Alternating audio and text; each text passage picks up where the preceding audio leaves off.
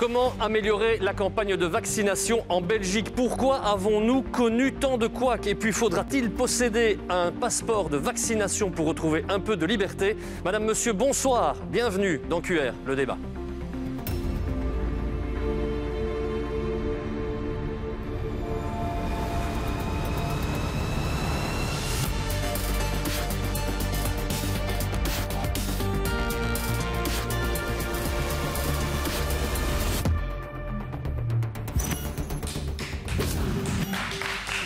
Un débat que nous voulons mener avec vous. Nous sommes en direct sur les réseaux sociaux, sur la page Facebook de l'émission QR et c'est là que nous vous ferons le relais de vos commentaires. Et puis vous pouvez vous connecter à l'application Opinion RTBF. Elle vous permettra de répondre à nos questions. Elle vous permettra aussi de nous laisser vos commentaires. Et si vous voulez ne pas vous fatiguer, eh bien de votre canapé, vous pouvez interagir avec nous. Il y a un code QR qui apparaît dans le coin de votre écran. Eh bien avec l'appareil photo de votre smartphone ou de votre tablette, vous pourrez entrer en liaison immédiatement avec cette application et on découvrira les résultats de vos votes et vos commentaires dans un instant. Pour mener ce débat avec vous, donc, nous avons invité les personnalités suivantes. Valérie Glatini, pour le MR, une des personnes qui a en charge une partie de la santé dans ce pays. Vous êtes en charge notamment des hôpitaux universitaires pour la Fédération Wallonie-Bruxelles. Élie Kogan est avec nous, professeur émérite de médecine interne à l'ULB. Elio Di Rupo, PS, nous a rejoint, ministre président wallon. Et puis Bénédicte Delard, vous êtes chef du service infectiologie au CHU Montgodine U Namur et vous êtes aussi membre du GEMS, hein, c'est ce fameux groupe d'experts qui conseille les autorités. Il y a d'autres invités dans ce studio, je vous les présente au fur et à mesure de notre débat. Et puis il y aura, comme toutes les semaines, des citoyens. Ils vont apparaître là derrière moi, ils sont au nombre de 4 et ils ont des choses à dire sur ce que nous vivons et ils ont peut-être aussi quelques questions à nous poser. On entame ce débat juste après la traditionnelle séquence d'introduction. Elle est signée Jonas Dadeski. A tout de suite.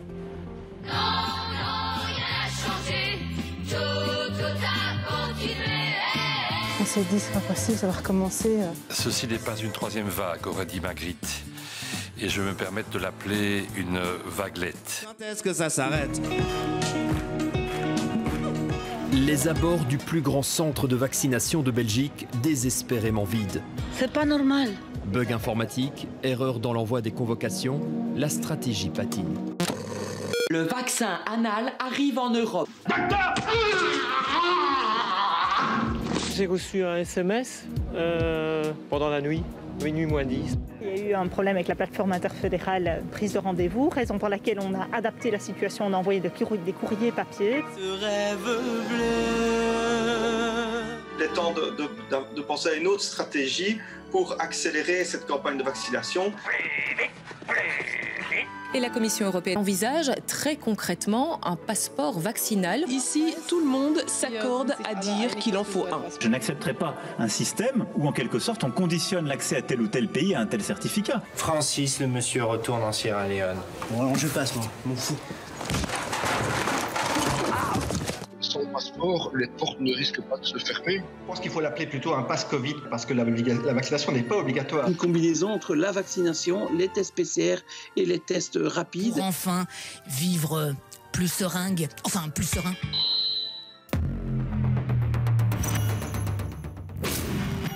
Et vous êtes manifestement déjà très nombreux à vouloir prendre la parole dans cette émission. Alors on vous la donne via le Facebook Live de l'émission QR. Les 2 premiers messages nous arrivent. Le premier est signé Jean-Marc. On accélère la vaccination, surtout les plus âgés. Et pour le reste, on verra après. Autre message, celui de Marie. Les médecins traitants doivent être des acteurs à consulter. On va en parler des médecins traitants dans un instant. Mais je vais me tourner vers nos citoyens, celles et ceux qui sont à la maison, tranquillement, chez eux. Je vais commencer par Lionel. Bonsoir Lionel, vous êtes à Colfontaine. Vous en pensez quoi de la campagne de vaccination en Belgique? Efficace ou pas? Pour le moment, je trouve que c'est assez mitigé, je vais dire comme ça. C'est parti très lentement, on va dire comme ça. De plus, je trouve qu'il y a eu pas mal de couacs. J'ai eu, par exemple, l'expérience hier, un de mes proches a pu aller se faire vacciner ici à Ambroise Paré à Mons. Et ils se sont rendus compte que beaucoup de personnes se désistaient, surtout pour le vaccin. Donc, quelque part, les gens s'inscrivent et puis ne viennent pas. Donc, il y a quelque chose qui n'est pas normal. Donc, il y a beaucoup de pertes de temps et des vaccins qui se retrouvent certainement à la poubelle après ça. Premier avis intéressant, important. Et puis, je vais me tourner maintenant vers Maël. Vous êtes à Liège, Maël. Votre avis à vous sur la campagne de vaccination, je pense que là, c'est plus que mitigé. Oui, tout à fait. Comme vous l'avez dit au début de l'émission, on voit un patinage. C'est-à-dire qu'on a des doses, mais elles ne sont pas affectées efficacement et efficiemment vis-à-vis des citoyens. Un chiffre, 4,57% des Belges qui ont été vaccinés. C'est trop peu. Voilà le constat. Et on a entendu qu'il y a effectivement parfois encore un peu de méfiance qui existe, et on peut la comprendre évidemment. Rappelons que le vaccin n'est pas obligatoire et qu'il faut aussi pouvoir respecter les choix de celles et ceux qui ne se vaccinent pas. Ils ne sont pas hors la loi, toutes celles et ceux qui hésitent ou qui ne veulent pas se faire vacciner. Mais on vient de l'entendre, Élodie Roupeau, il y a des citoyens qui constatent qu'il n'y a pas d'adhésion, on se désiste, on a peur, ça va trop lentement. Vous répondez quoi? On est complètement à côté de la plaque? Ou on s'en sort pas trop mal? Qu'est-ce que vous apportez comme réponse? D'abord, jusqu'à présent, on a vacciné la quasi-totalité des résidents, des personnes dans les maisons de repos et de soins, le personnel des hôpitaux. Et c'est actuellement le tour des médecins généralistes, des dentistes, des pharmaciens. Et c'est vrai que dans cette catégorie, seuls 30% ont répondu et ça crée ce que l'on a connu.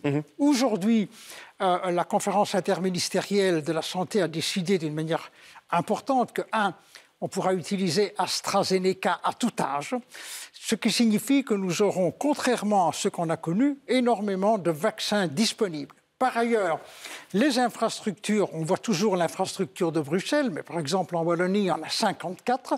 Elles seront toutes opérationnelles pour nos concitoyens à partir du 15 mars, en tout cas la semaine du 15 mars. Là, ça va s'accélérer alors. Et donc là, et seront invités dès les prochains jours les personnes qui ont 65 ans et plus, en même temps d'ailleurs que ce qu'on appelle les médecins de première ligne, pharmaciens et dentistes. Donc pour le moment, nous avons le sentiment qu'on a connu une période difficile, mais que tout va s'accélérer. Parce que des mauvais choix ont été faits, on s'est trompé sur les choix informatiques, on s'est trompé sur les choix des convocations. Écoutez, beaucoup de citoyens rouspètent par rapport à ça. Ayez la bonté, nous n'avons pas le temps de parler du passé. Parlons du futur. Oui, mais quand même, les gens se posent des questions de savoir pourquoi ça a coincé. Le passé m'intéresse peu. Le passé, c'est qui compte. Oui, mais ça intéresse les citoyens. Oui, mais je crois que ça les intéresse beaucoup plus de savoir où nous allons. Donc, nous sommes en train de faire en sorte qu'il y ait un dispositif extrêmement important réparti dans tout le pays.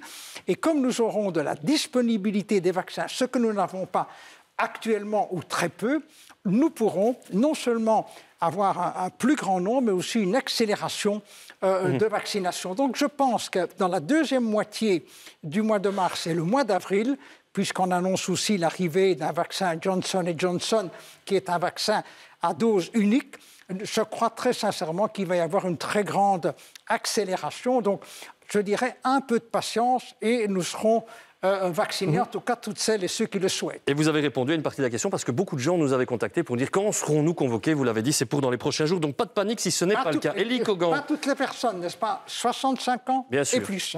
Élie Kogan, on entend quand même encore beaucoup de critiques. Je veux bien qu'il ne sert à rien de trop faire le débat sur le passé, mais tout de même, il y a quand même beaucoup de questions qui se posent. Où est-ce que ça a coincé? Qu'est-ce qu'on a fait comme erreur? Écoutez, je pense qu'il y a eu une série de bugs, comme l'a dit M. Di Roupeau. Il est utile d'en reparler pour éviter que ça se reproduise dans l'avenir. Mais sinon, il faut regarder devant nous. Je pense qu'il faut vacciner les patients avec comorbidité là où ils sont. Ils sont où? Chez leur médecin généraliste et ils sont à l'hôpital chez leur médecin spécialiste. Bon, à titre d'exemple, les malades insuffisants rénaux qui se font dialyser 3 fois par semaine, ils sont à l'hôpital. Et ça, c'est un peu ridicule de vouloir les envoyer à Pacheco ou à Iselle pour se faire vacciner et sur le chemin, éventuellement, attraper la maladie. Vous dites que cette stratégie que nous avons choisie d'envoyer des gens dans des centres, pour certaines personnes, c'est une stratégie dangereuse, risquée peut-être? Alors, c'est effectivement risqué et inutilement risqué. Donc, il faut revoir cet aspect-là de la stratégie, d'autant plus que, comme vous savez, elle fait débat par rapport à la manière d'identifier les patients avec comorbidité. Beaucoup sont manifestés en ce sens contre cette solution. Et donc la solution qui conviendrait, à mon sens, d'appliquer, c'est la relation privilégiée entre le patient et son médecin, qu'il soit généraliste ou spécialiste. C'est une piste déjà intéressante et je voudrais vous suggérer aussi d'en regarder une autre. Tout d'abord via un message Facebook, et vous êtes déjà très nombreux à réagir, on ne pourra pas évidemment tout diffuser. C'est une interpellation qui est signée Marianne. Pourquoi pas une vaccination sur base volontaire, un enregistrement en ligne pour ne pas perdre de temps à l'accueil des centres de vaccination? On va essayer d'y revenir là-dessus parce que vous avez été nombreux à nous interpeller. Mais vous avez parlé du rôle du médecin généraliste. Et je voudrais qu'on lui donne la parole justement à ce monde du médecin généraliste, puisque nous sommes avec Thomas Orban, qu'on vous connaît bien, puisque vous êtes venu justement régulièrement sur ce plateau défendre la position des médecins généralistes. Monsieur Orban, très concrètement, aujourd'hui, on ne fait toujours pas appel à vous, soyons clairs. Ça vous agace ou vous comprenez le choix de ne pas faire appel à tous ces médecins? J'hésite un peu entre l'agacement, la colère et l'incompréhension, en fait, parce que c'est pas seulement de ne pas faire appel, c'est le refus d'écouter la voix, puisque la médecine générale demande depuis maintenant des mois de faire partie de cette task force vaccination pour pouvoir donner son avis. Nous sommes des experts du terrain, nous avons la confiance des gens et nous avons l'habitude de vacciner. Et on nous refuse d'entrer dans cette task force. Je ne comprends pas. Beaucoup de patients non plus ne comprennent pas, parce qu'il ne s'agit pas seulement de parler des médecins généralistes, il faut parler de nos patients, et nos patients ne comprennent pas. Ils ne comprennent pas pourquoi ils ne vont pas être vaccinés par leur médecin, ils ne comprennent pas pourquoi c'est soi-disant si difficile, parce que la logistique, elle existe, on vaccine des gens tous les jours, les pharmaciens ont des vaccins tous les jours dans leur pharmacie, nos patients vont chercher des vaccins dans la pharmacie, on peut aller chercher une fiole, on peut faire 10 doses, on peut vacciner les gens. Ce n'est pas si compliqué pour les médecins qui sont prêts à le faire, il y en a pas mal. C'est un appel intéressant que vous venez de lancer et on va évidemment demander à nos deux représentants politiques d'y répondre avec évidemment pour chacun d'eux un angle assez différent. Mais vous allez jeter un petit coup d'œil à la première question qu'on a posée via l'application Opinion RTBF et qui concerne justement l'appel fait aux médecins traitants dans ce pays pour qu'ils puissent justement administrer certains vaccins. On sait bien que pour certains vaccins, ce n'est pas possible. Oui, un chiffre assez impressionnant. Regardez, on est à plus de 90% de gens qui auraient bien voulu qu'on fasse appel aux médecins traitants. Je vais vous demander d'y réagir, Elio Di Rupo. Mais on entend aussi parfois de plus en plus de jeunes, et on a vu le message, qui disent « Tiens, dans le fond, nous, on serait très intéressés par le fait de pouvoir recevoir un vaccin. Il y a des gens qui n'en veulent pas et nous, on doit attendre notre tour alors qu'on a l'impression que ça nous rendrait un peu de liberté. » Vous répondez quoi à ces jeunes qui font cet appel-là ? Mais je leur réponds que bien sûr, ils seront plus vite libérés si on vaccine d'abord les personnes les plus vulnérables, les personnes de plus de 65 ans, parce qu'on n'a pas de recul par rapport à la vaccination. Une fois qu'on est vacciné, il se pourrait bien qu'on soit toujours contagieux. Et donc un jeune qui va être vacciné, quelque part, n'aurait de toute façon pas développé des symptômes très sérieux, alors qu'une personne plus âgée, elle va développer des symptômes importants. Et donc je pense que pour une raison éthique, mais aussi pour accélérer, qu'on puisse rendre la liberté aux jeunes plus rapidement, il faut d'abord vacciner les plus fragiles parce qu'un jeune qui est vacciné peut rester contagieux et donc il devra continuer, même vacciné, à respecter les gestes barrières. Bénédicte Delard, dans un instant, vous allez nous donner de bonnes raisons quand même de rester optimiste par rapport à cette campagne de vaccination. On ne va pas dire que tout est noir, évidemment. Mais cela dit, il y a une interpellation directe, là, Elio Di Rupo. On ne fait pas appel aux médecins généralistes. Je ne vais pas vous cacher qu'on était, en préparant cette émission, absolument convaincus que cette stratégie-là, elle allait changer.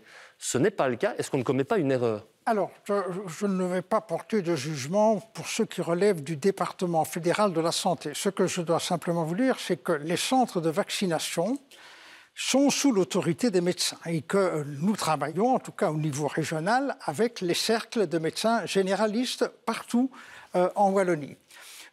Les personnes que l'on invite à se faire vacciner, c'est par tranche d'âge et la vaccination est gratuite. C'est-à-dire les personnes viennent, se font vacciner gratuitement. Et bien entendu, il peut y avoir des difficultés. Il y a eu des difficultés, mais c'est un peu le système. En revanche, ce que vous disiez sur la comorbidité, que ce soit chez les spécialistes ou que ce soit chez les médecins généralistes, il me semble que là, ce serait une voie de solution. Alors, je ne suis pas celui qui décide, mais dans les discussions sur ce sujet-là, mais dans les discussions que nous avons et que nous aurons dans les prochains jours, j'insisterai parce que je crois que là, c'est beaucoup plus facile et en effet, on éviterait le déplacement et en plus, il y a cette confiance que monsieur évoquait tout à l'heure et là, il y a déjà quelque chose de raisonnable. Par ailleurs, et j'en termine, la vaccination demande un travail administratif important. Pourquoi ? Parce qu'il faut encoder chaque personne Chaque personne, bien entendu, entre dans une banque, quand elle est vaccinée dans une banque de données.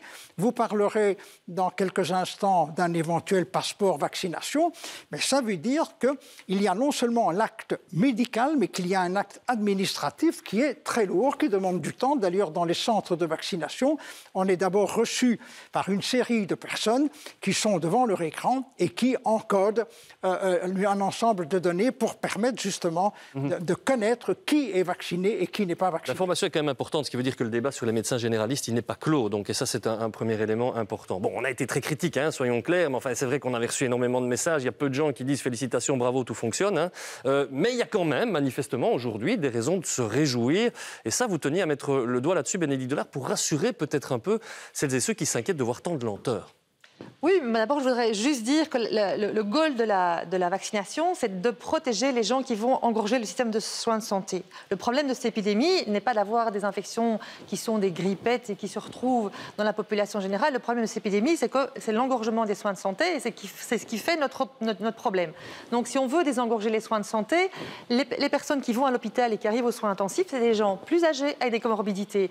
Donc, plus tôt on va vacciner cette population-là, plus tôt on va pouvoir relâcher parce qu'on ne sera plus devant des hôpitaux saturés. Ça, c'est la base. D'accord ? Donc, c'est vrai que par rapport aux jeunes, je peux comprendre qu'ils veuillent se faire vacciner et c'est très bien. Je les encourage à le faire, mais au bon moment, parce que la première chose, si on veut avancer, et je rejoins Mme Glattini, c'est ça. L'autre chose, je pense qu'il faut être aussi, les nouvelles sont bonnes, les vaccins sont efficaces, que ce soit les vaccins Moderna, les vaccins Pfizer, les vaccins AstraZeneca, même si on a pu discuter à l'envi, les données sont là maintenant et donc c'est important de le savoir.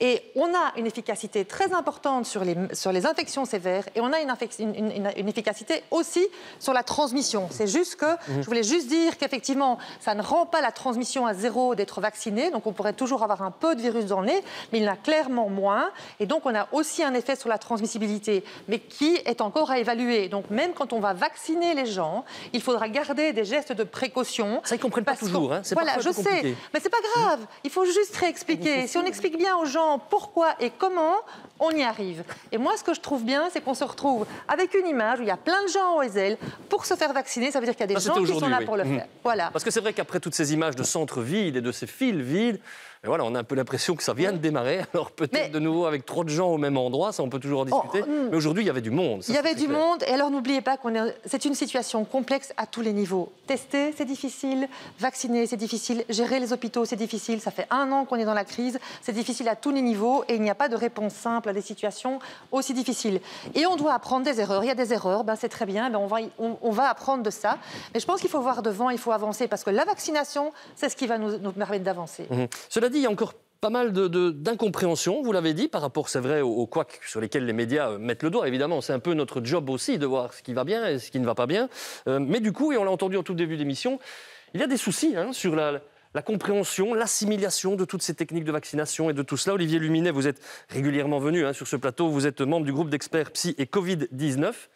On a un peu l'impression que dans l'esprit des gens, c'est devenu très très confus. Il y a les couacs, il y a les doutes, et on voit beaucoup de gens qui se désistent. Comment est-ce qu'on peut comprendre, appréhender ça, ces réactions ? Donc, il y a eu toute une série d'événements, effectivement, qui ont pu faire redouter les gens. Et par rapport à ça, je pense qu'une communication transparente est vraiment indispensable. Et dans cette communication transparente, une communication qui reconnaît certains éléments, qui puisse répondre aux questions que les gens se posent. Les effets secondaires, c'est clairement un des éléments qui peut inquiéter une partie de la population.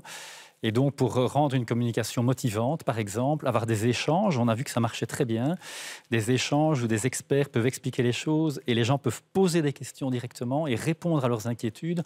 C'est, par exemple, un élément qui serait important de mettre en évidence. Des gens qui posent des questions et des experts qui répondent, ça porte un nom, ça s'appelle QR le débat, c'est tous les mercredis soirs sur la RTBF, poursuivez. Voilà, avec encore plus de gens qui peuvent poser leurs questions, ça sera encore plus efficace. Aussi renforcer vraiment cette idée de l'acte de solidarité, je pense que c'est vraiment indispensable. Quand les gens pensent pour qui ils vont faire le vaccin, ça va aussi certainement les aider. Je ne le fais pas juste pour moi, je le fais pour mes grands-parents, je le fais pour mes parents, je le fais pour un ami qui a une maladie grave. Et c'est aussi ça qui va me pousser à me faire vacciner. Et aussi, je pense, faire appel aux volontaires aussi. Il y a toute une série de gens qui sont prêts à aider. Je pense que dans les centres de vaccination, il faut comprendre que pour le moment, c'est des gens plutôt âgés qui viennent. Ce n'est pas des gens qui sont nécessairement connectés à Internet. Ce n'est pas des gens qui ont une facilité à comprendre les messages. Ces messages avec des codes un petit peu infinis. Je pense qu'il y a une aide à apporter. Et là, il y a toute une série de gens qui seraient prêts à pouvoir collaborer et faire appel à ces bénévoles serait certainement un élément aussi qui rendrait une motivation plus importante. Si la vaccination s'accélère, et c'est fondamental, tout le monde se dit qu'on va pouvoir retrouver une vie très bientôt normale, ou presque en tout cas. Et pour ça, il y a un comité de concertation vendredi qui nous attend. Est-ce que ce comité de concertation peut prendre certaines mesures, puisqu'on nous annonce des courbes qui ne partent pas à la hausse comme une vraie vague, puisqu'on nous annonce que la vaccination va s'accélérer? Qu'en pensez-vous? Qu'attendez-vous? Votre réponse dans la rue, c'était ce matin à Nivelles. Regardez. Maintenant, moi, ce que j'espère, c'est que les restos puissent réouvrir, que les jeunes puissent enfin respirer et vivre, quoi, tout simplement. Ok, s'il y a des pics, il y a des vagues, au moment où il y a vraiment des vagues, on peut confiner, mais entre-temps, il faut vivre. Ce que j'attends d'eux, c'est qu'ils tiennent compte des différents paramètres et pas uniquement du paramètre Covid. Moi, j'espère quand même agrandir la bulle sociale à l'extérieur, parce que par exemple, sur les temps de midi ou après les cours, on ne peut pas être à 4 alors qu'on est ensemble dans la classe. Cette fameuse bulle plus 1 qui fait tant parler d'elle, eh bien, puisque vous nous posez la question, on va vous répondre sur la question de la bulle plus 1. Est-ce que ça va changer? Ne bougez pas, réponse dans une minute. Mais tout d'abord, 2 messages qui nous arrivent encore via la page Facebook de l'émission. Il est grand temps, nous dit Brigitte, d'assouplir la bulle sociale. Nos parents deviennent dingues et commencent à dépérir psychologiquement et moralement. Ne leur demandons pas de choisir un seul de leurs enfants. C'est invivable. C'est la bulle de 1, évidemment. Beaucoup de critiques là-dessus. Michel nous dit, statu quo jusque fin mars serait plus prudent et ensuite voir. Statu quo jusque fin mars, ça, c'est pas le genre de message qui doit nécessairement vous réagir, hein, Pierre-Frédéric Nice. Vous êtes président du CM. Vous représentez ici, évidemment, tous les indépendants à qui on donne régulièrement la parole dans cette émission, et c'est évidemment fondamental. Vous vous attendez à quoi vendredi ? Alors, vendredi, nous attendons à ce que le gouvernement et le comité de concertation reprennent ces travaux là où il les a laissés il y a une semaine. Ça a été un temps mort qui a été demandé pour des raisons de chiffres qui étaient alarmants. Mais nous attendions 2 choses vendredi passé. La réouverture des derniers métiers de contact, et ça a été confirmé, c'était positif. Mais nous attendions également, et c'était un projet, une promesse du gouvernement, une feuille de route. Et je pense que ça, c'est important. On a mal vécu cette semaine-ci le fait qu'on dise, voilà, temps mort et on ne fait rien. Parce que je pense qu'il fallait peut-être faire ce temps mort, mais qu'il fallait continuer et il fallait travailler cette feuille de route. Donc nous attendons une feuille de route, et vous l'appelez feuille de route, baromètre, une stratégie en fonction de différents scénarios. Et ça, c'est vraiment important, c'est ce que nous attendons. Et il est très clair que les indépendants, dès le début, ont bien compris que le vaccin, ça allait être la réconciliation entre le monde sanitaire, si je puis dire, et le monde économique. Et on nous a dit le retour vers la vie normale, c'est-à-dire la vie économique aussi, ça sera possible quand il y aura une vaccination. Donc le vaccin nous a été vendu comme étant la solution. Aujourd'hui, on est déçu parce que c'est une forme de problème. Et donc, on ne comprend plus rien. Objectivement, les indépendants, ils sont désemparés aujourd'hui. Ils ont des points d'interrogation au-dessus de leur tête et ils ne savent pas vers quoi on va. Et ça, c'est très, très difficile à vivre. Vendredi, en un mot, vous vous attendez à être encore déçu ou agréablement surpris? Alors moi, je suis de nature optimiste toujours. Donc, on attend à la fois des perspectives, donc des choses positives, mais soyons clairs, je pense qu'il y aura encore des déceptions, malheureusement. Bénédicte Delard, allons-y franchement, vous participez donc à ce groupe d'experts qui conseille les autorités.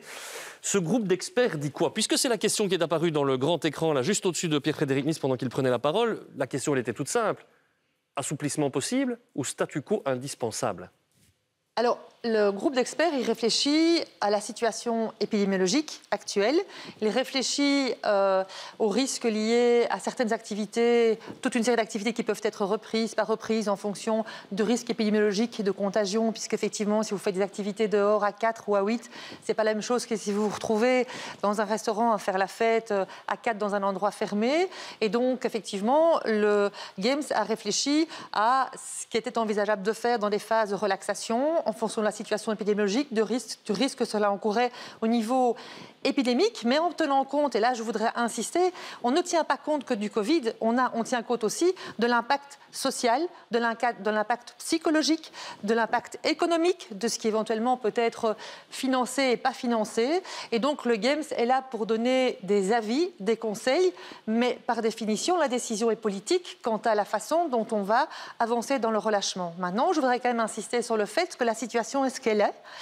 En juin, nous avions 83 nouveaux cas par jour. À l'heure actuelle, on est à 2400 cas nouveaux cas par jour. Au mois de juin, nous avions 16 hospitalisations par jour. Nous en sommes maintenant à 150 hospitalisations par jour, c'est-à-dire 10 fois plus. Ce qui veut dire quoi? Ce qui veut dire que vous avez une bourse au mois de juin qui était bien remplie avec un contact budget que vous pouviez dépenser. On pouvait, effectivement, en ayant une circulation basse du virus, pouvoir avoir un peu plus de contacts, même si on a sans doute été trop vite. À l'heure actuelle, vous avez 10 fois moins dans votre bourse. Donc, vous avez sans doute, il va falloir limiter les contacts et avancer de façon progressive. Il faut tenir compte aussi, et c'est une réalité, c'est qu'avec le variant, ce n'est pas une invention, le variant. Qu'est-ce qu'on voit à l'heure actuelle maintenant? C'est que la moitié des nouvelles infections, elles sont liées au variant. Il se transmet un peu plus. Oui. Il faut en tenir compte. Par contre, effectivement, avec la vaccination qui va avancer, avec les groupes à risque qui vont avancer, ces deux paramètres vont aller en parallèle. Donc on va permettre de pouvoir assouplir, mais à l'heure actuelle, il ne faut pas penser qu'on va pouvoir faire des promesses inatteignables. Ouvrir pour pouvoir refermer, c'est pire que tout. Alors, je repose ma question en un mot si vous voulez bien. Mais je pense que votre mise en perspective et recontextualiser, ça n'est jamais une mauvaise chose sur un plateau de télévision. Mais par contre, maintenant, je vous demande en un mot de me répondre. Oui. Mais à l'oreille, simplement, si vous voulez, hein, donc comme un secret. Mais sincèrement, des assouplissements sont-ils possibles, oui ou non? Ben, nous verrons ce que décide le politique. Mais selon vous? Je pense qu'il serait sans doute plus prudent à l'heure actuelle de faire, si on fait quelque chose, à l'heure actuelle, ça ne pourra a priori être au niveau de notre position que des choses tout à fait petites et tout à fait sécures. Donc il ne faut pas pouvoir espérer ouvrir un secteur dans lequel le risque est important. Et donc ça, c'est une vraie réalité. Si vous ouvrez maintenant un secteur où le risque est important, vous avez des gros contacts et vous commencez à faire des concerts, je suis désolée, dans quelques semaines, les hôpitaux sont saturés. Eh bien voilà qui était très clair. Et ce n'est pas des groupes d'experts contre quelqu'un d'autre, c'est la situation épidémiologique et le virus qui fait ça. Donc il faut en tenir compte. Il y a néanmoins, et on va parler maintenant de la jeunesse, parce qu'ils sont nombreux à attendre un signal. On vient d'entendre évidemment ce contexte, on vient d'entendre qu'on ne pouvait pas prendre les décisions qu'on voulait, évidemment. Mais je voudrais qu'on donne justement la parole à ces jeunes qui sont avec nous. Et je crois qu'on a des étudiants, justement, je vais me retourner vers l'écran. Et tout d'abord, poser la question à Martin. Bonsoir Martin, vous êtes étudiant, vous habitez Bruxelles. Un petit coup d'œil sur ce qui se passe. Vous attendez des assouplissements vendredi ou vous vous dites que c'est foutu et qu'il faudra encore attendre un peu? Ah, Martin, votre micro n'est pas branché. On a tous connu ça dans les réunions de groupe où on oublie de rebrancher son micro. Le temps que Martin opère. Voilà Martin, je pense qu'on vous entend. Oui. Alors, je pense que les jeunes sont toujours de nature un petit peu optimistes et attendent toujours des nouvelles du gouvernement. Ils sont néanmoins abandonnés. Actuellement, on voit que la ministre survole un petit peu les questions. Il y avait une volonté de remettre peut-être à 20% de présentiel. Aujourd'hui, c'est insuffisant.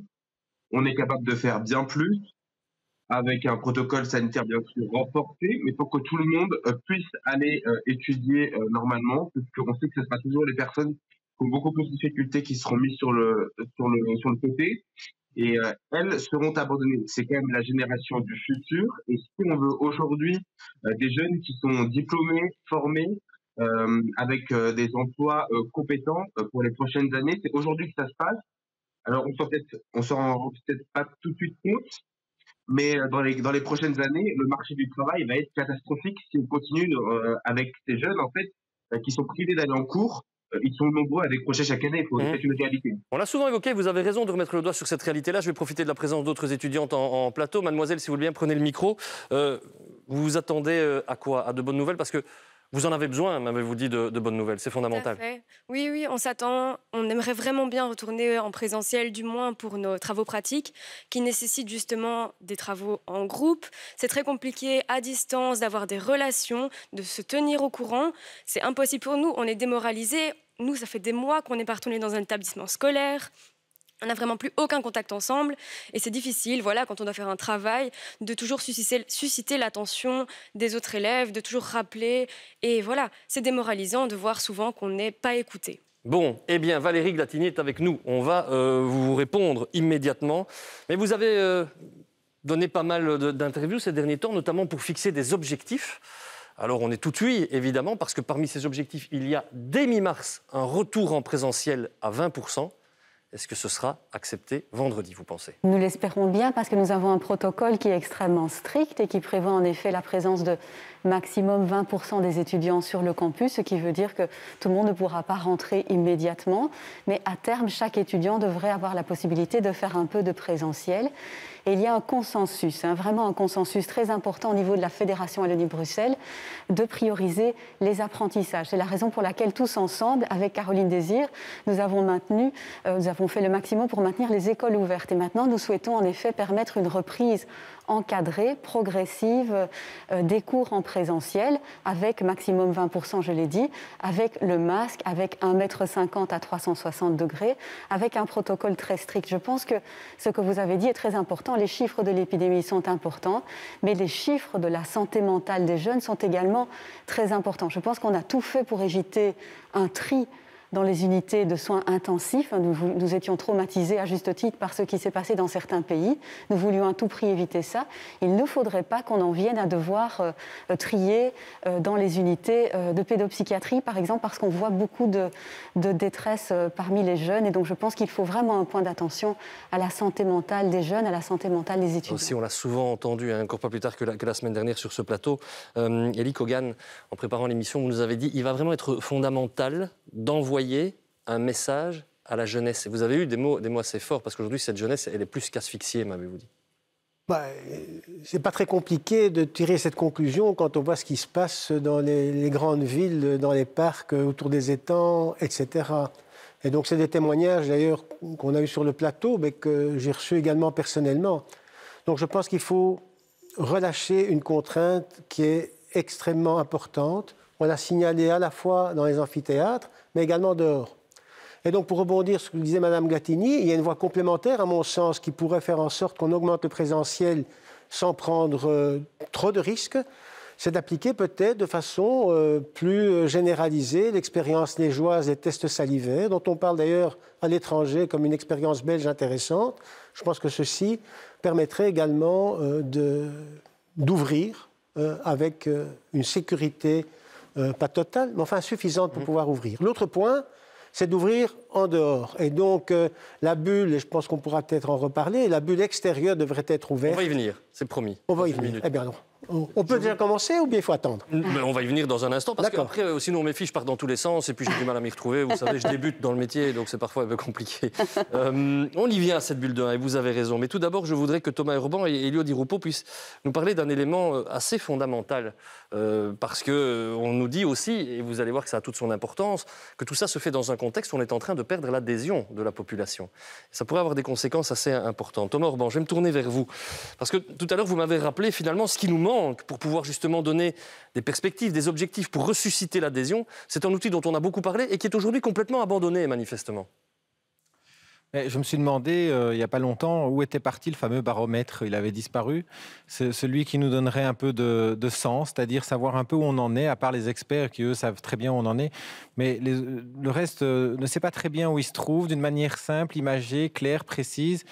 Et les efforts qu'il reste à faire pour changer de catégorie, passer d'orange à jaune, ça donne du sens. On a rappelé, le Collège de médecine générale, que nos patients souffraient. Ils ont besoin de sens, ils ont besoin de perspective.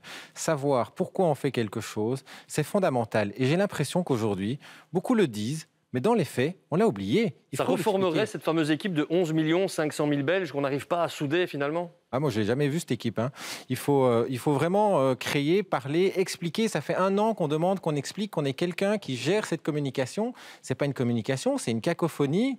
Et je pense qu'il faut surtout expliquer aux gens pourquoi on fait quelque chose. Et quand on ne sait pas pourquoi on fait quelque chose, eh bien, on décide de ne plus le faire. Et c'est ce qu'on observe de plus en plus. On va voir les conséquences, justement, dans un instant. Mais un petit mot tout de même sur ce baromètre Élodie Roupeau, si vous voulez bien. Abandonné. On nous dit que Frank Van Den Broek a fini par laisser tomber les choses. Vous avez certainement entendu parler de tout ça, donc vous allez nous dire, on l'a définitivement laissé tomber ou on va le remettre, ce baromètre? Alors, d'abord, pour monsieur comme pour tous nos téléspectateurs, et celles et ceux qui ont un ordinateur, vont sur le site scienzano.be et vous trouverez tout ce dont on discute ici.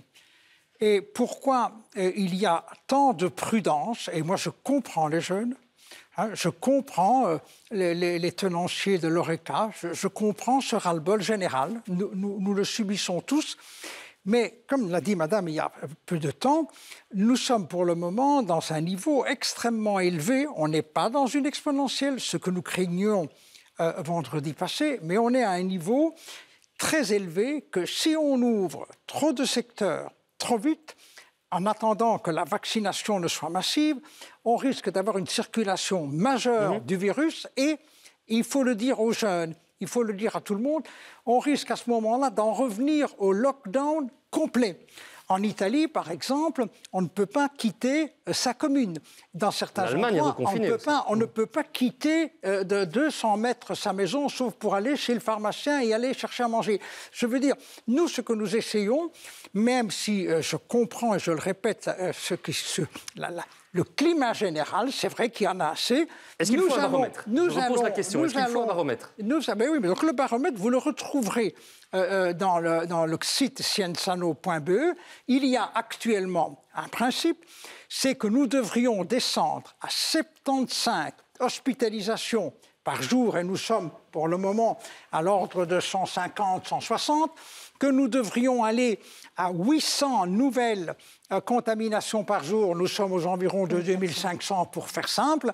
Vous voyez à quel point nous sommes loin d'un seuil qui nous permettrait le relâchement. Alors, ceci dit, pour conclure, si vous voulez bien, si je peux me permettre, par rapport à ce que le représentant de l'UCM disait, il a raison, on doit donner des perspectives. Je ne sais pas si on pourra donner des dates, mais en tout cas, avoir une feuille de route de ce que nous pourrions ouvrir. Je crois que ça aiderait à la compréhension. Mais il faut les deux. Donc, notamment les jeunes, allons sur ce site, je le répète pour la 3e fois, scienzano.be. On avait bien compris. Olivier Luminet, je me tourne vers vous parce que cette perte d'adhésion, elle pourrait avoir des conséquences. Je ne veux pas tirer une sonnette d'alarme, je ne veux pas être anxiogène, mais il y a quand même des réalités scientifiques, des conclusions que vous tirez et dont vous allez nous parler. Parce que perte d'adhésion égale conséquences.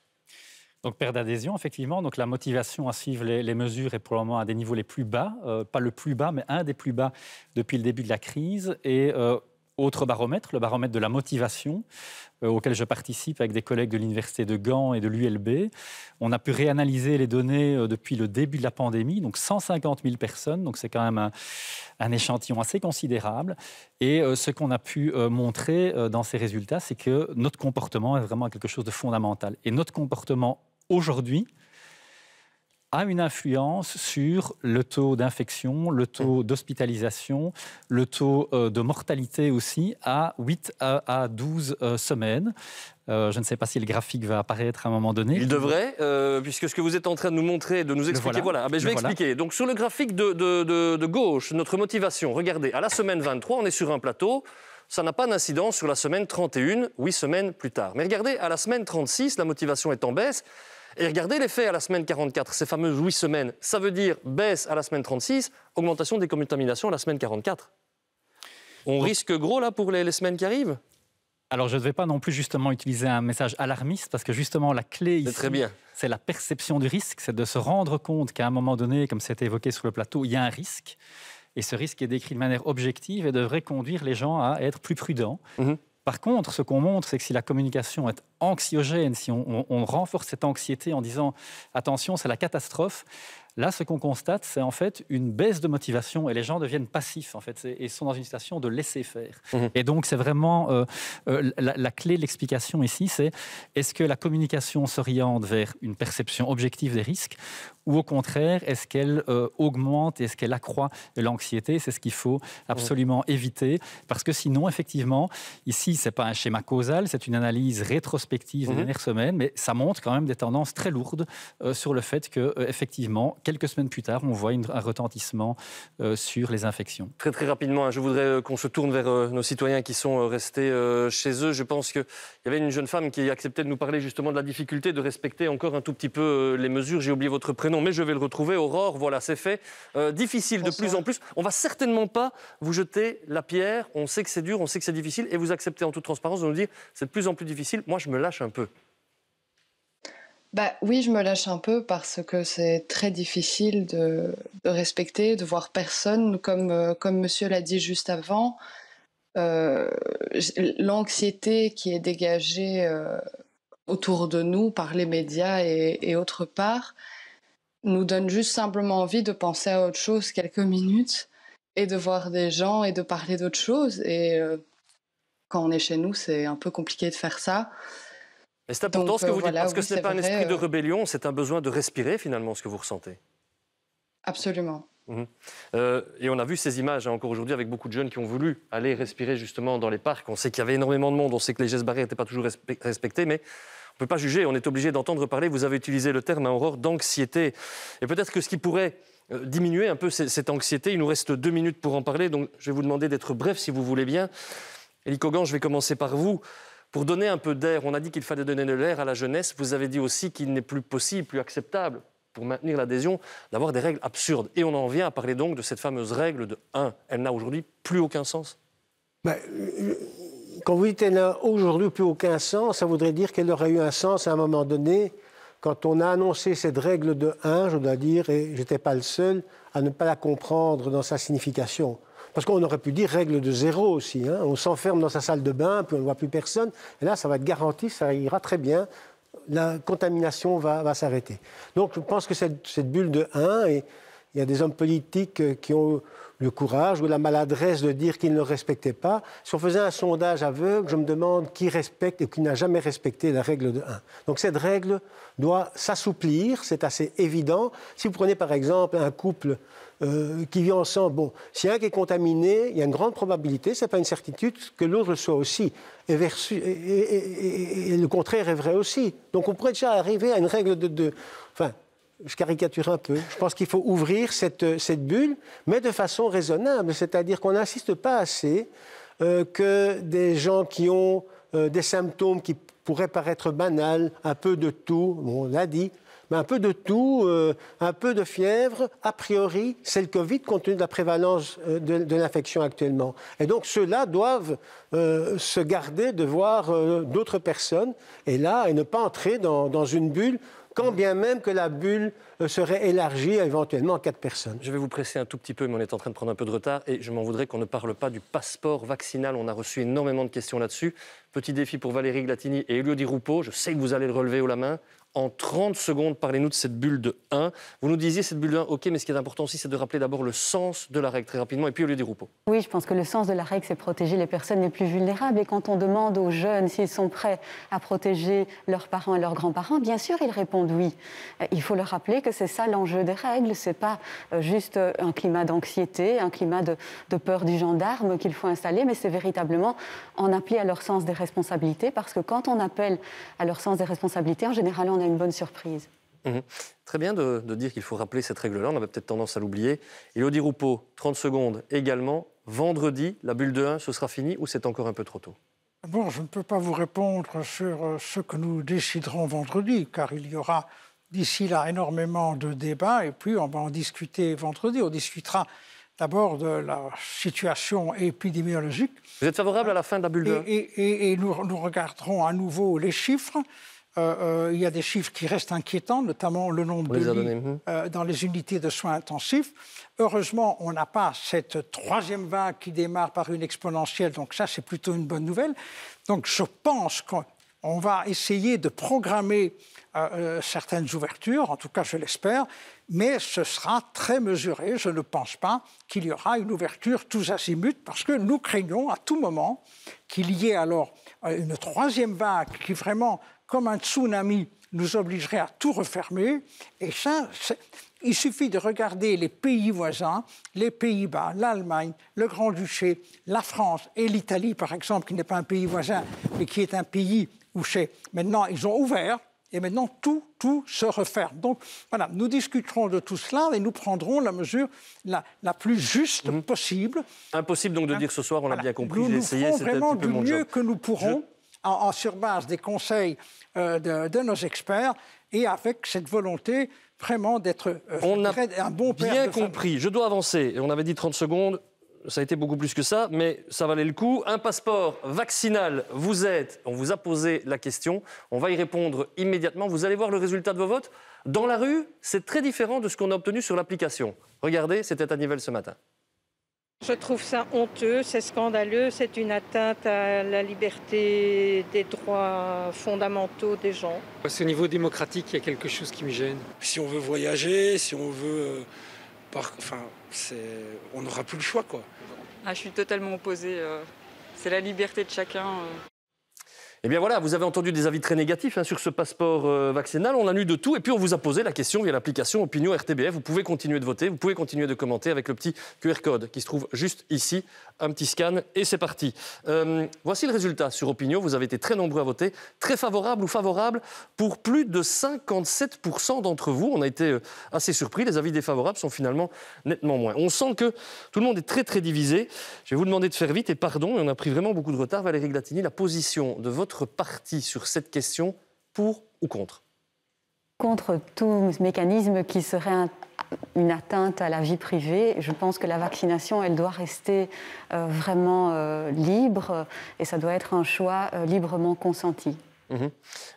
Bénédicte Delard, si on pose la question, c'est pas innocent. Aujourd'hui, on sent une division.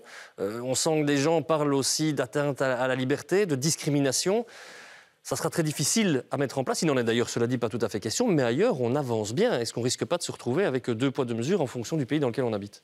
Mais vous avez le choix, en tout cas, de décider de vous faire vacciner ou pas. Donc ça, ce choix, vous l'avez. Et donc, à l'heure actuelle, par rapport à un passeport vaccinal, pour moi, il ne peut être envisagé tant que tout le monde n'a pas la possibilité d'être vacciné. Si, au minimum, cette condition n'est pas remplie, elle n'est a priori pas envisageable. Parce que du coup, si les moyens ne sont pas là, si les moyens sont là et que tout le monde a la possibilité de se vacciner et qu'il fait le choix de ne pas se vacciner et que, par exemple, pour voyager, certaines structures l'exigent, ben vous pouvez faire le choix de ne pas le faire ou de voyager autrement. Je ne me positionne pas sur le pour et le contre, mais il y a en tout cas un prérequis à avoir, c'est que sans vaccin disponible pour tout le monde, le choix ne peut pas être fait. Mais ça existe pour d'autres maladies. Mais ça existe pour d'autres maladies. La seule vaccination obligatoire pour rentrer dans un pays à l'heure actuelle, c'est la fièvre jaune, là où ça circule. Et donc, d'un point de vue pratique, pour voyager, il existe déjà une vaccination obligatoire. Si vous voulez rentrer sur le territoire de la République démocratique du Congo, vous devez rentrer avec une vaccination. Si les gens veulent aller à la Mecque, il faut une vaccination contre la méningite. Donc, ce principe existe. Il n'est pas sorti de nulle part. Mais pour pouvoir l'appliquer, il faut que tout le monde ait accès à la possibilité de se faire vacciner au minimum. C'est ça, pour ne pas accentuer le caractère discriminatoire, il ne peut pas y avoir de d'une mesure. discrimination On se doute bien que ça ne peut jamais être l'objectif, évidemment. Je voudrais me tourner vers les citoyens, celles et ceux qui sont restés chez eux et qui assistent à l'émission depuis chez nous. Mais pour ou contre, finalement, on va poser la question. Est-ce qu'il y a quelqu'un qui est pour, finalement, ce passeport vaccinal? Il peut lever le doigt et je lui donne la parole. Oui, c'est Maël, je pense. Oui, tout à fait. Effectivement, moi, mes parents qui sont agents de voyage savent absolument, comme l'a dit à l'instant madame, c'est qu'on va être obligé et confronté d'avoir des vaccins obligatoires. Donc, à un moment donné, comme l'a dit madame la ministre, je pense qu'il faut aller au-delà non seulement des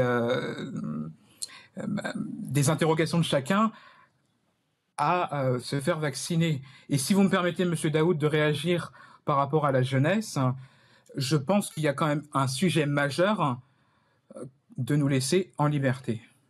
Très très bien, vous avez pu nous en parler, c'est évidemment fondamental et on attend impatiemment le comité de concertation de vendredi. Avant de voir si quelqu'un y est totalement opposé à ce passeport vaccinal, un petit message qui nous est arrivé sur la page Facebook de l'émission, je le découvre avec vous.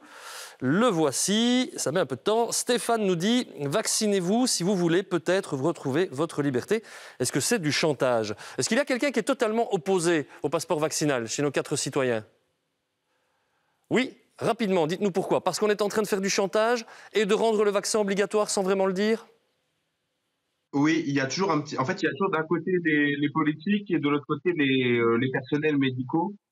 Certes, ce serait une bonne chose, mais on ne peut pas restreindre une liberté de circulation au motif qu'il y a un virus qui circule. Il faudrait trouver d'autres concertations. Mais on vous dit que ça existe pour d'autres maladies. Qu'est-ce que vous répondez à ça? On vous dit que ça existe pour la fièvre jaune, par exemple. Ouais. Mais alors, la fièvre jaune est vraiment concentrée sur quelques pays d'Afrique. Alors après, je ne connais pas exactement les pays, mais là, ce serait un passeport mondial. Le Covid circule partout. Tous les pays seraient contingentés par ce passeport. C'est vrai qu'il y a une différence peut-être géographique, effectivement. Un virus, la fièvre jaune, très localisé quelque part, et puis un virus, le coronavirus en l'occurrence, qui a touché toute la planète en l'espace de 3 mois. On n'avait jamais vu ça. Il divise ce passeport vaccinal, Olivier Luminet. C'est le contexte sanitaire qui fait que la population se divise un peu autour de ça? Oui, certainement. Donc, par rapport à tous les débats, c'est quelque chose qui est nouveau. Donc, on est dans quelque chose qui est beaucoup moins ancré que par rapport à des maladies classiques, je dirais, qui existent depuis longtemps et pour lesquelles aussi les conséquences sont aussi beaucoup plus dramatiques. Ce qui est compliqué ici, c'est que la variété des conséquences n'est pas exactement la même. Et clairement, ça divise. Donc, vos chiffres sont un petit peu différents de ce que nous, on avait obtenu dans le baromètre de la motivation il y a à peine 3 semaines. On avait 39% pour, 37% contre et 20% d'indécis. Donc, pour nous aussi, la raison pour laquelle, en tant que psychologue, on n'est pas favorable à cette idée du passeport vaccinal, c'est que dans la situation actuelle, toute question qui divise la population est absolument à éviter. On a justement besoin d'une certaine cohérence, et là, on est vraiment dans 2 groupes qui sont côte à côte, je dirais 40% à peu près de chaque côté. Et vous faites bien d'insister sur la différence des chiffres, et ça me donne aussi l'occasion de rappeler que Opinion RTBF, ce n'est pas un sondage au sens officiel du terme, c'est une petite photographie de l'opinion de celles et ceux qui nous regardent et qui peut évidemment varier d'enquête officielle. Et évidemment, ce que vous nous expliquez, c'est une enquête à caractère beaucoup plus scientifique que ce que nous montrons sur ce plateau. C'est important de le préciser. Élodie Roupeau, je voudrais votre avis sur le passeport vaccinal. Juste après avoir entendu Thomas Orban tout de même, vous allez nous parler, docteur Orban, de l'utilité de ce passeport, parce que pour beaucoup, vaccination égale libération, et donc le passeport vaccinal, ça tomberait sous le sens. Est-ce que vous êtes d'accord avec cette analyse ou pas? Je voudrais en tout cas renchérir ce que j'ai entendu de monsieur le psychologue. Je pense que c'est important. On voit bien ça au cabinet. Il y a des logiques différentes, individualistes et collectives, qui s'opposent en fait. Avoir son passeport, c'est mon passeport à moi, et donc avec ça, je pourrais faire quelque chose. Et collective, il est bon de se vacciner pour protéger l'ensemble de la population. On sent très fort ce clivage-là, d'une part. On sent aussi des besoins légitimes. Il y a des gens qui demandent non pas un passeport, mais un certificat comme quoi ils ont été vaccinés. Ce serait quand même pas mal qu'on puisse l'imprimer quelque part assez facilement. C'est pas toujours aussi simple, à part faire un print screen. Donc c'est une question qui doit avancer, qui doit être réfléchie, mais qui est légitime de poser la question. Et à tout le moins, le certificat, que je puisse dire, bah oui, moi je suis vacciné quand même. C'était utile de le préciser, ça aussi. Dans un instant, on va voir qu'il y a pas mal d'idées qui vont au-delà du passeport vaccinal. Et vous en avez proposé une il n'y a pas longtemps, Monsieur Kogan. On y vient tout de suite. Le temps d'entendre Élodie Roupeau sur ce passeport vaccinal. Le PS, pour ou contre? Écoutez, la question ne se pose pas. Ce qui est dramatique... si, elle se pose. Non, mais écoutez-moi. Vous posez des questions vraiment au plus mauvais moment. Tous nos concitoyens n'ont pas eu l'occasion à ce stade de se faire vacciner. C'est-à-dire que si on acceptait le débat que vous ouvrez et qu'ici on disait oui, c'est ceux qui aujourd'hui ne sont pas responsables de ne pas être vaccinés, puisqu'il n'y a pas de disponibilité des vaccins, seraient dans l'impossibilité de voyager ou d'aller au cinéma. Le débat existe dans toute l'Union européenne, donc ce n'est pas ce plateau qui commet une petite maladresse, je pense. Mais peu importe que ce soit l'Union européenne ou dans le monde, je dis simplement, ce n'est pas le moment. Il faut d'abord que tous nos concitoyens aient eu la possibilité de se faire vacciner gratuitement. gratuitement. Ça c'est prévu. Ça, c'est le plus important. 2, comme il y a encore énormément de concitoyens qui hésitent, nous devons mener des campagnes d'adhésion, expliquer pourquoi on doit se faire vacciner.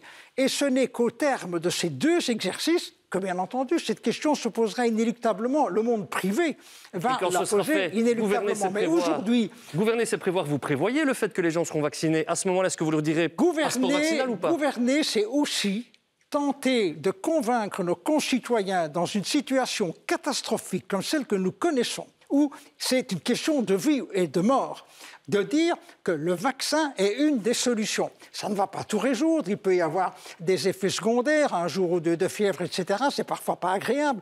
Mais à ce jour, nous n'avons pas d'autres solutions. C'est ça ou c'est une forme de confinement. Et donc, c'est dans l'intérêt, mais c'est dans l'intérêt de chacun d'entre nous, c'est dans l'intérêt de toute la société. Et donc, travaillons sur la vaccination et bien entendu, quand tout le monde aura eu cette occasion, menons des campagnes de plus en plus intensives pour tenter de faire adhérer les citoyens qui aujourd'hui hésitent ou n'osent pas se faire vacciner pour que justement, après cela, la question du passeport se posera bien entendu. Comme elle se pose partout ailleurs, on s'était dit qu'on obtiendrait une réponse claire sur ce plateau. Malheureusement, sur ce coup-là, c'est raté. Bon, alors on va essayer d'avancer, d'aller un tout petit peu plus loin.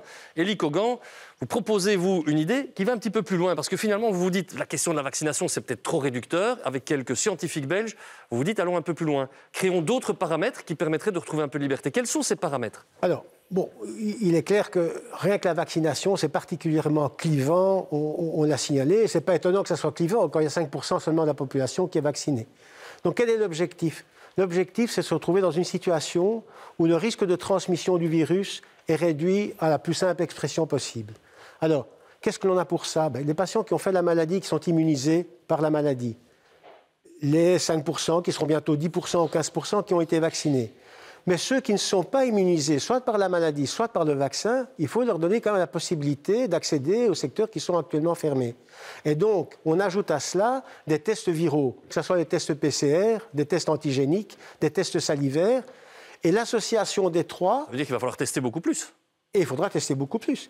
Et l'association des trois permettrait d'avoir effectivement, non pas un passeport, mais un pass Covid. Pour moi, c'est vraiment le moyen qui permettra à moyen terme, ou à court ou moyen terme, d'ouvrir l'horeca, d'ouvrir la culture, enfin d'ouvrir tous les secteurs qui sont actuellement fermés. Ah, mais ça va intéresser quelqu'un, je pense. Pierre-Frédéric, je me tourne vers vous. Parce que passeport vaccinal, alors j'entends bien qu'on n'y est pas encore, mais l'idée, elle existe, je le dis, je le répète. Pour vous, qu'est-ce qui vous séduit ? Passeport vaccinal, parce que vous dites que c'est très utile. J'ai vu parfois fleurir certaines idées, je vous accorde parfois un peu surréalistes, mais il y a des gens qui disent « Ah, moi, avec un passeport vaccinal, je serais très content, je pourrais aller au resto ». C'est sans doute très caricatural. Mais peut-être que le pass Covid, pour pouvoir retourner vers les restos et retourner vers un peu de liberté, c'est une bonne idée. Ça vous séduit ou pas ? Alors, d'abord, j'ai retenu qu'aujourd'hui, gouverner, c'est vacciner. Je crois que ça, c'est quand même le leitmotiv de la soirée. Deuxième chose, passeport vaccinal, c'est problématique parce que dans passeport vaccinal, il y a le mot passeport. Et donc, sous le couvert d'améliorer une liberté actuellement en restriction qu'est la circulation, on porte atteinte à une autre liberté, c'est problématique. Alors l'idée d'un pass, d'un certificat, de quelque chose qui serait de nature, bien sûr sur une base volontaire, qui serait de nature à favoriser la réouverture de certains secteurs, je pense que c'est certainement une piste à travailler. Et ça, je pense qu'on est plus facilement enclin à accepter ce genre de proposition, c'est vrai. Mais ne parlons pas de passeport pour le moment, on patine déjà avec la vaccination. Monsieur Kogan, en réfléchissant à la proposition que vous avez émise, justement, sur ce pass Covid, je crois que c'est comme ça que vous avez appelé cet instrument, cet outil, on va tester plus, ok. Je me suis fait la réflexion, mais est-ce qu'il n'y a pas un risque ? Parce qu'on peut très très bien avoir un résultat qui serait négatif le matin, se rendre au boulot, voir des collègues, être contaminé sans le savoir à midi, et puis profiter de ce résultat positif du pass Covid et arriver dans un restaurant ou dans un lieu de rassemblement le soir et de ne pas savoir qu'on est dangereux, et donc en l'espace de quelques heures, finalement, de contaminer d'autres personnes. C'est pas ça la faille de la réflexion ? Alors, vous savez, en médecine, dans la pratique quotidienne, il est très rare qu'on fasse des plans de traitement ou de diagnostic avec des certitudes de 100%. On a l'habitude de travailler avec une probabilité suffisante qui nous permette d'engager des traitements. Bon, dans certains cas, il faut du 100%, mais souvent, 90%, on est déjà très content. Et donc, l'hypothèse que vous formulez là, elle n'est pas absolument fausse, mais elle est relativement improbable à partir du moment où on a affaire à quelqu'un de non symptomatique. En quelques heures, ça me paraît extrêmement improbable. Je m'inquiète pour rien, c'est ça que vous me dites. Par contre, bien entendu, il y aura un délai à respecter. Et plus le délai est long, plus vous prenez des risques. Et donc, si on dit, mais voilà, on veut aller au restaurant demain, bien, on fait dans les 24 heures qui ont précédé le restaurant un test rapide, pour autant qu'on n'était ni vacciné ni malade, et ceci donnerait un green pass, mais pas passeport, qui est effectivement connoté un peu négativement. Je ne devrais pas vous le dire parce que ça échappe parfois aux téléspectateurs, mais à côté de vous, Bénédicte Delard faisait un peu comme ça. Je ne vous ai pas senti super emballé, Mme Delard. Pourquoi ? C'est pas que je ne suis pas emballée. Je pense qu'on a des capacités de testing et que je pense que pour ouvrir certains secteurs ou sécuriser certains secteurs, il y a certainement de la place, une réflexion à avoir par rapport au test. Un test n'est pas un autre et la sensibilité d'un test n'est pas un autre. Comme vous l'avez dit, pour certains tests, un test négatif peut être négatif à un moment donné et quelques heures plus tard être positif. On a eu l'exemple de la contamination de l'entourage de Donald Trump alors qu'ils ont tous été testés au Covid par un test rapide lorsqu'on a nommé la juge de la Cour suprême parce qu'on a fait une petite fête. Et donc, c'est sûr qu'un test négatif n'empêche pas de garder des gestes barrières. Et donc, mais par contre, là où je rejoins, je pense qu'il y a une place pour les tests. Et par exemple, si je pense que les jeunes, c'est une priorité. Je pense que la reprise de l'éducation, c'est une priorité. Il y a une vraie souffrance qu'on ne sait pas dédommager. Et pourquoi pas, effectivement, dans le cadre de la reprise d'une activité des campus, vous savez que c'est vrai qu'au mois de septembre, au mois d'octobre, ce sont des populations, à juste titre, qui ont besoin de contact. Mais c'est là où on devrait pouvoir rendre les testings plus faciles, notamment pour les étudiants qui vont retourner en famille. Et donc, ça, il faut ouvrir en perspective. Je pense que c'est une place, clairement, où ça pourrait être clairement discuté. Il nous reste moins d'une minute. Oui, je pense que c'est un outil extrêmement intéressant qui est développé déjà à l'Université de Liège ou à l'ULB, par exemple. Donc, c'est un outil qui doit nous permettre, en effet, de pouvoir reprendre des perspectives. Alors, on l'a dit, il n'y a pas de risque zéro, hein, ça c'est certain. Donc, il y a un certain degré de risque qu'on doit être prêt à prendre, je pense, en toute connaissance de cause, en informant bien les citoyens quant au fait qu'il n'y a pas de risque zéro, pour pouvoir quand même avoir des perspectives de reprise de certaines activités cruciales, notamment pour les jeunes. Un grand merci à tous les quatre d'avoir été avec nous ce soir. Un grand merci à toutes celles et ceux qui étaient également avec nous en studio. Et puis un grand merci à nos 4 citoyens qui étaient chez eux, qui ont participé à ce débat et puis qui ont, je l'espère, obtenu les réponses qu'ils attendaient. Puisque c'est l'heure des remerciements à la fin de cette émission, et bien comme d'habitude, je remercie toute l'équipe qui m'a permis de vous présenter cette émission. Et puis je vous remercie, vous, d'avoir justement permis la tenue de ce débat avec vos questions, vos réflexions, vos interrogations, vos inquiétudes. On espère que vous y voyez un petit peu plus clair ce soir. QR le débat, ça s'arrête maintenant. On se retrouve la semaine prochaine. Ciao, ciao.